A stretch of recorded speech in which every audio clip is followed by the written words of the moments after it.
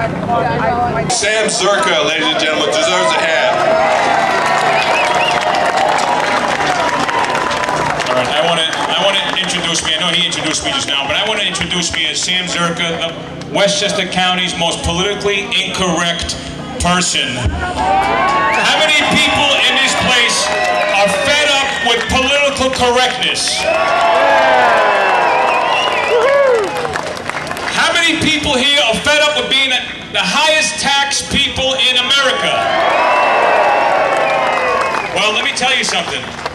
Our government, we are going to let our county government know that they are no longer going to abuse us. They are no longer going to tax and slave us, because that's what they have done. They have enslaved us with the highest taxes in America, and all you see and all you hear from these people is spin. Spin, spin, spin. How many people are absolutely fed up? Put your hand up and make some noise. Okay, now, I want to start out with the national anthem. This is my good friend Tom Garrity from Yonkers, and an interesting thing, he just got served with a tax bill, 30% increase. Now, let me tell you how they spin it. He called the city of Yonkers and said, listen, my taxes went up 30%. They said, no, Mr. Garrity, your numbers are wrong. We reassessed your property, and in fact, the taxes only went up 8%. He was paying $20,000, they went up to $26,000. Do the math. That is 30% increase. So when they start advertising and they start spinning in it that they're only raising taxes by 5% and 3% and 8%, it is a bunch of lies. And we are fed up with the lies.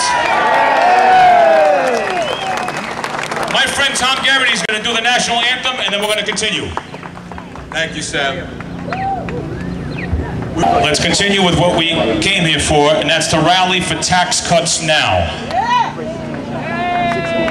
You know, the state of Connecticut, our neighbor to the north, in the 60s, in 1968, abolished county government. It was movements like this that brought about that change. Later on, in the 1990s, the movements like this, again in Massachusetts, caused the abolishment of county government in Massachusetts. County governments across the state in Massachusetts. Rhode Island followed suit. Guess what? New York is next. New York is next. The politicians have lied to us year after year after year, and us as good, honest, hardworking people, we believe. We need to lean on somebody. People lean on their pastor, their reverend, their priest, their politician, their police officer.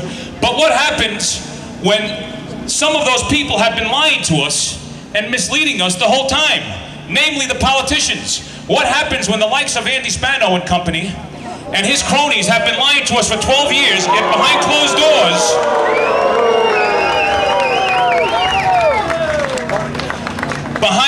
doors, they've been enslaving us with the highest taxes in America.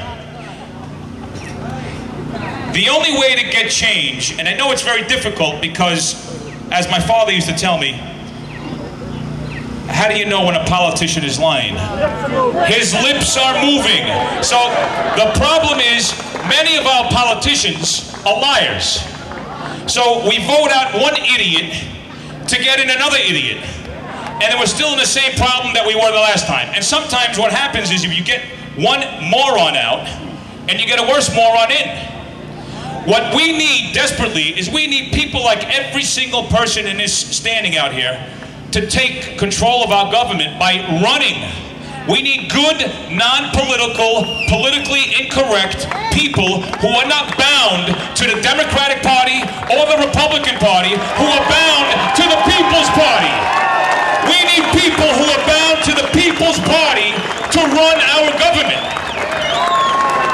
Behind closed doors, you have Democrats and Republicans who negotiate deals that benefit no one else but them and their supporters and their friends, and that do nothing more than enslave us with high taxes. Those days in Westchester County are gone.